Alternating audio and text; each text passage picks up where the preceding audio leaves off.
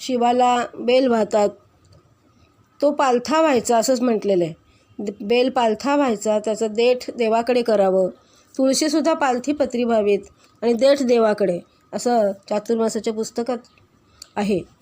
तसंच मीही देवाला पूजा करताना वाहते.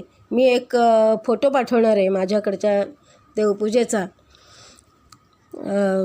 असो तर या पत्री आधी देठ देवाकडे, असं जशी झाडावर फुलं उमलतात ना त्याच पद्धतीने ती देवाला व्हावीत असं म्हटलेलं आहे. पुढे उदबत्ती, नेहमी 2 उदबत्त्या लावाव्यात, कमीत कमी 7 वेळा ओवाळावे.